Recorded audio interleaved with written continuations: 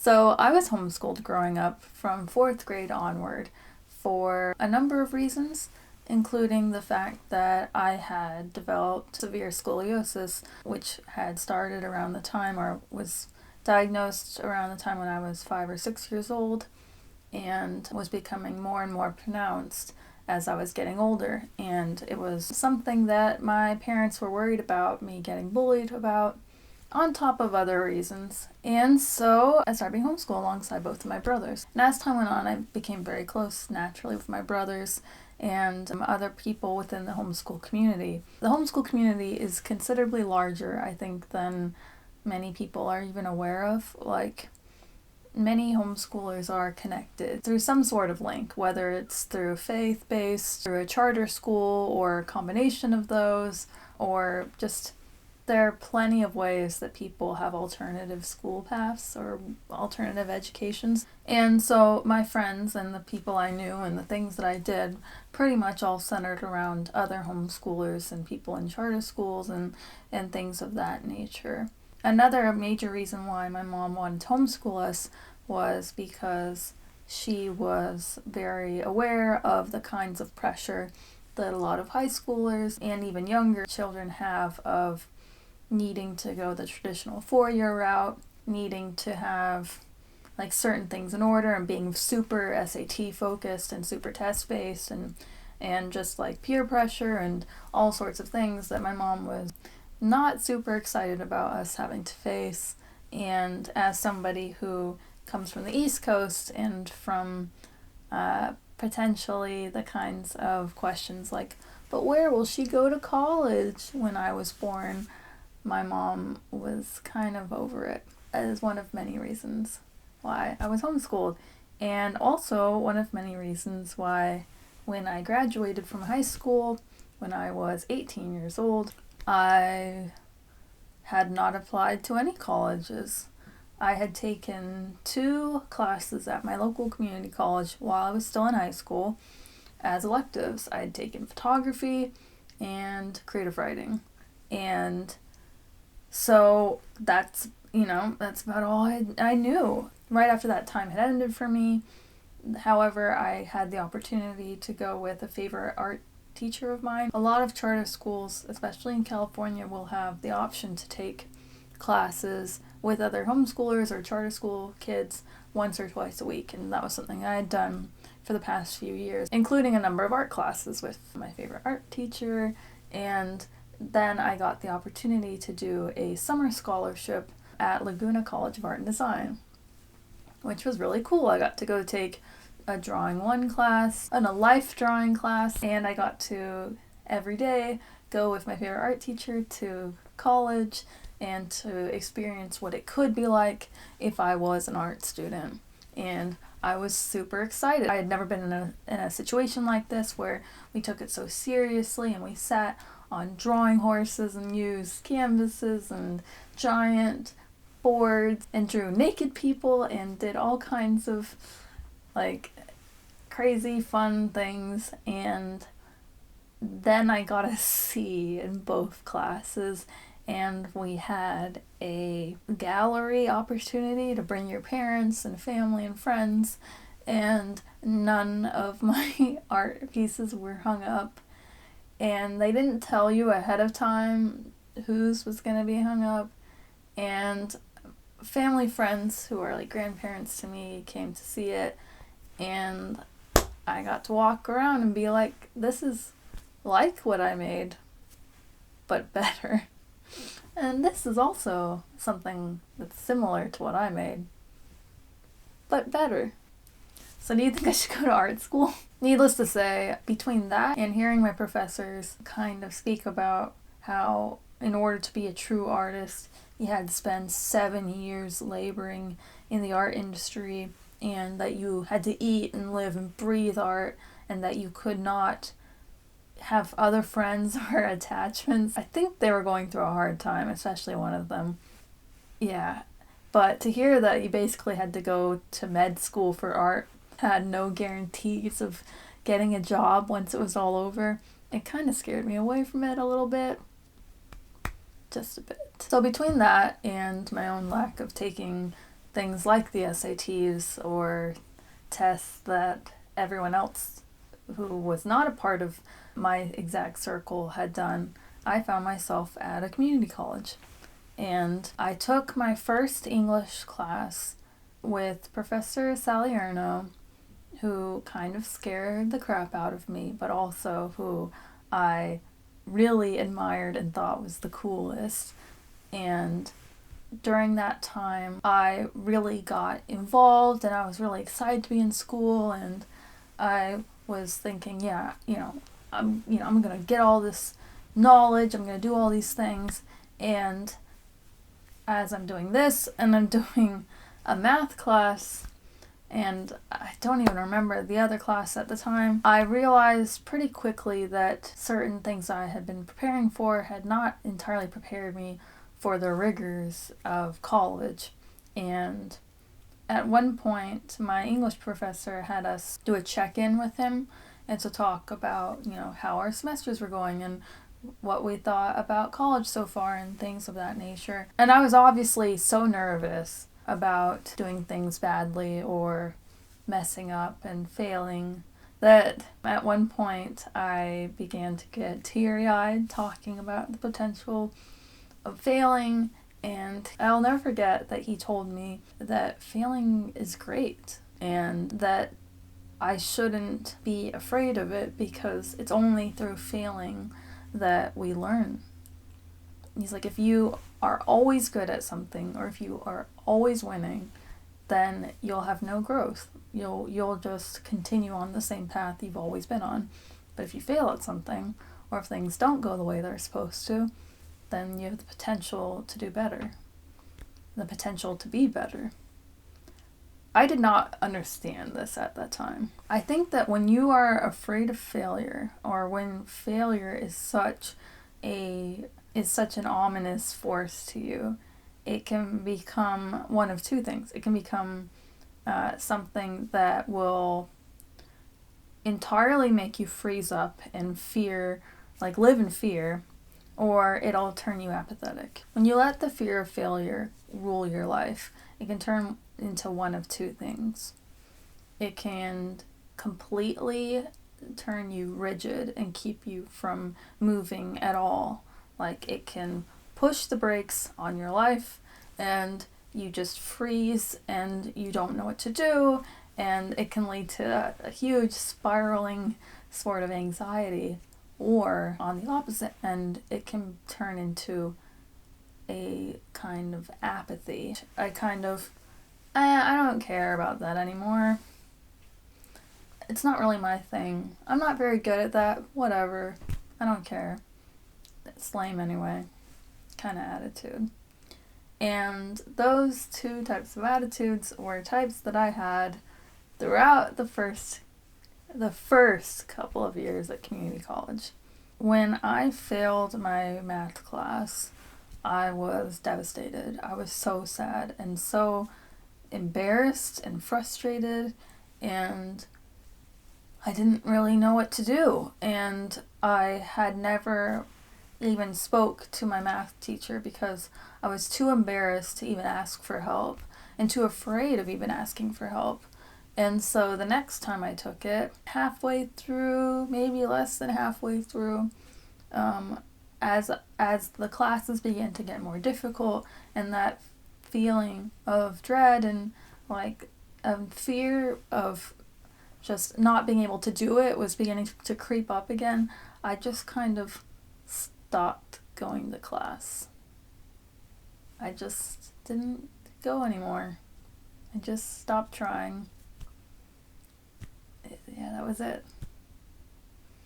And unfortunately, that kind of feeling began to bleed into my other classes and the classes that I was actually good at. Math had been something that was a definite loophole in my education, and it's just not something I'm naturally good at anyway, but I'd never failed a class before. And after that awful feeling, I just kind of decided to numb it and not go and kind of push it in the background somewhere I didn't have to deal with it and be like, everything's fine. I'm good. I'm fine. And that attitude unfortunately crept into everything else I was doing. And this wasn't over one semester, this was a multitude of semesters. It got so bad that I was taking a drawing class with some friends who I just met in that semester, and I was behind in my homework again, and midterms were coming up, and we were going to have our portfolios be examined, and I went up to the professor to come up with some sort of excuse for things and stuff, and then I asked her if she thought I was going to be able to pass the class, and she said no, and she thought I should drop it, and I started crying in class, and everyone noticed, and I left the room and never came back. Not one of my proudest moments. I regret that mostly for the two people I'd met in that class who must have felt horrible seeing me leave in tears and then never seeing me again. I don't know, that feeling of failing so badly, like after being so afraid of failing and then, ignoring it, like neither of those things had worked until I actually finally did fail spectacularly in a way that was mortifying, and suddenly now I knew what it felt like, and I was like, okay, well, I've done it, I failed. Can't get any worse than this, right? So in my final semester at my community college that time, I took math 10, by the way, not math 100, the lowest level math you can get, elementary algebra. I took it for the third time. You are allowed to take it 3 times at any district before you have to go to another district. And I took it with a friend, and I went and I tried, and in my mind I'm trying and I'm doing it and I'm doing the stuff, and I do not pass. I fail it. I get a D. I cannot move on to the next math. And at this point, I don't know what to do. In my mind, I've done everything I can do, and now I don't know. I'm a failure. I guess I failed. I guess I can't do school. I've been here for too long. I don't know what I'm doing. I guess that's it. And my mom can see that I'm spiraling, and things are just not going well. So she helps me figure out a break. And in this break, I end up going to a ministry school in Pennsylvania for a year. So random. And during my time away in PA, I worked at a daycare as a preschool teaching assistant, and I went to my ministry school with some friends 2 nights a week, and I found myself spiraling in anxiety for a number of reasons that were not all connected to the year or to where I was so much. It's just a lot of things have begun to catch up to me. There were some other forces at work in my life at that point, but in many ways I felt like I just didn't know what my next step would or should be. After that year ended, I went to be a part of a mission organization that my parents had actually been a part of in the UK, and I basically was at another crossroads of where do I want to go next? What do I want to do with my life? What are my options? I had worked at a daycare. I really enjoyed the kids. I worked long days for little pay and realized in many ways what I liked about it and what I didn't like about it. And the mission life meant that in the UK or anywhere that wasn't the US, I was going to have to raise money for myself and not be able to make it because I was in another country. I did not like doing that. And I realized I was going to have to go back to school. Now, during my time in Pennsylvania, I didn't completely stop school altogether. I took a couple of online classes here and there just to make sure that I wasn't completely forgotten from my community college's system, in case somehow I ever wanted to go back to school or if that seemed like an option for me. And when I came back, it was in the fall and I had already missed the beginning of classes, and I realized, it was too late for me to take any classes then, but I wanted to get back on track as much as possible. So I signed myself up for a very full winter and spring session and decided that I was just going to go for it, even though I wasn't sure how things were going to go. I wasn't going to take math. I couldn't even at my community college anymore, at my local one, and I just had to get other things done. I just had to do something. So I took the next level English course, which was English 110, Critical Thinking Literature. I took it with Paul Tyar, who is one of the loveliest people you'll ever meet, and I took it in 4 weeks. And after having taken classes, including having signed up to take this class another time in my life with a different professor who was also a very kind and very intelligent man, but I had just been at a place where I had just kind of given up on things.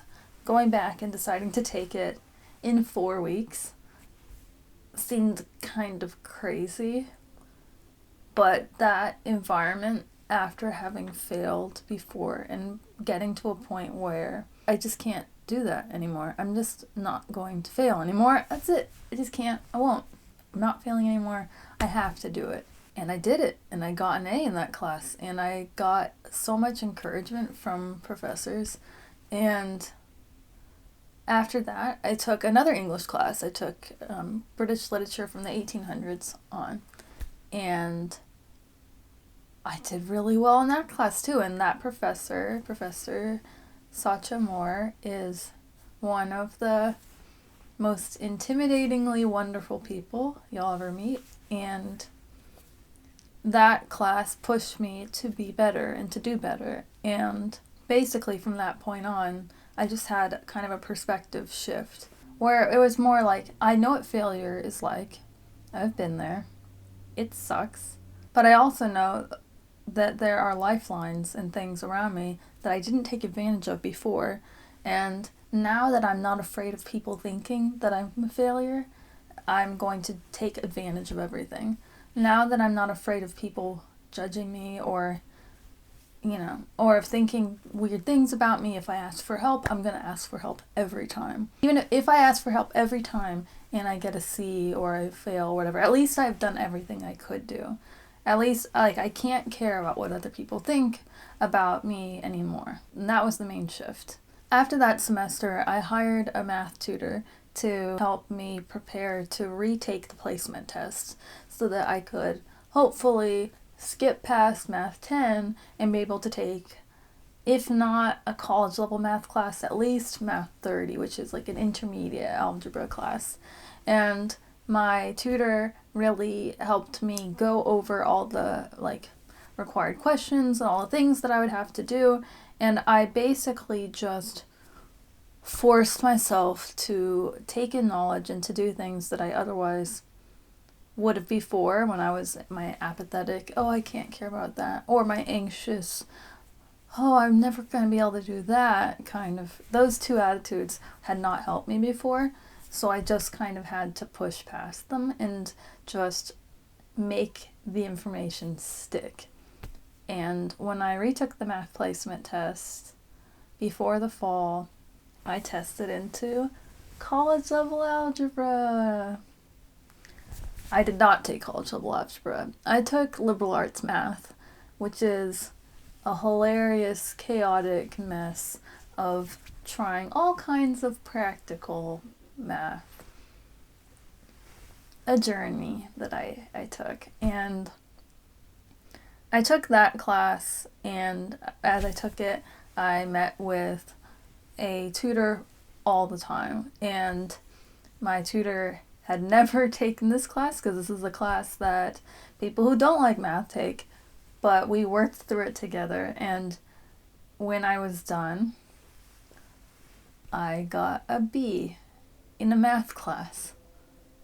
I was so surprised after having literally failed Math 10 3 times that I tested into a college level math class, a weird one at that, and I got a B in it. Around that time, my attitude and my mantra had taken on the theme of keep moving forward, which is from the movie Meet the Robinsons. Meet the Robinsons is, in my opinion, a really underrated Disney movie that focuses on Will Robinson and his adventures as he realizes that he is just not as good at science as he wants to be. Like, he's supposed to go to the science fair and he's supposed to make this project and things just aren't going well and he's failing and he's so devastated until he meets this kid who decides to bring him back with him into the future and shows him his amazing family and what the future looks like.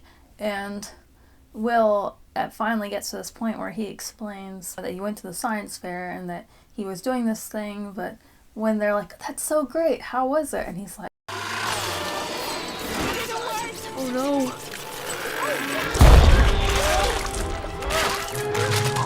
No, I didn't know. I'm sorry. I'm so sorry. You failed! And it was awesome. Exceptional! Outstanding. I did better! Well, I failed. And they're like, that's so good. Awesome job. You tried and you failed.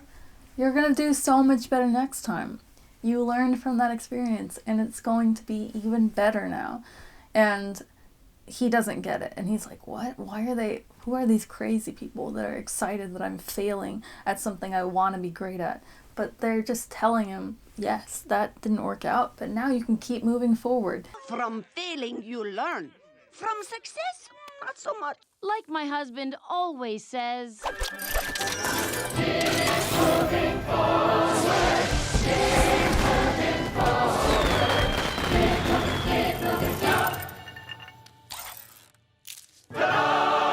This isn't the time to give up. Just because it didn't go well doesn't mean you give up.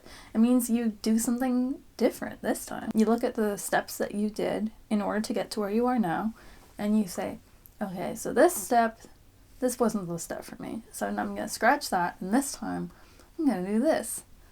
Okay, so when I took math, I did all this stuff I could do on my own, but I didn't get tutoring. So this time I'm going to get tutoring. Or when I took this class, I did all this stuff on the side, but I didn't talk to the teacher because I was afraid that they would think I'm stupid or that I just didn't get it. But so this time I'm going to do it, and I don't care what they think, and they don't think you're stupid. If they act like they think you're stupid, they're a bad teacher. It's just true. So after that experience, I retook a whole bunch of classes that I had either failed at or done subpar in on top of which I was also taking more literature classes and even art classes, and basically kind of just a smorgasbord of redos and retakes and new opportunities. And at one point I got pulled aside by a professor, the same professor, Tayar, in a different class I was taking with him. And he wanted to know what future plans were. What did I want to do next?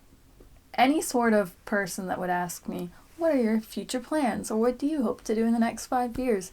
Could potentially set me off, because I was so afraid and so frozen by the concept of making the wrong decision or a failure that I wouldn't make any decision in case it was the wrong decision. This isn't just something that people who are religious have, but it definitely doesn't help, because it can feel very much like there's the right path and the wrong path.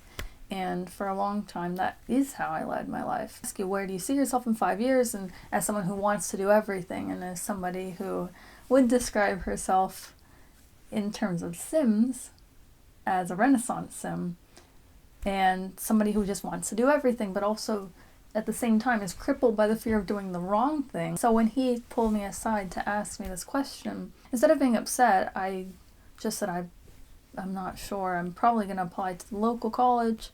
And he said, no, I think you should apply to this, and this school. I think you could go as far as you wanted to go. And here I was writing myself off because at this point I'm older. I'm 25. I've gone back to school. I am quietly going back to school because I feel like a failure. I feel like a loser.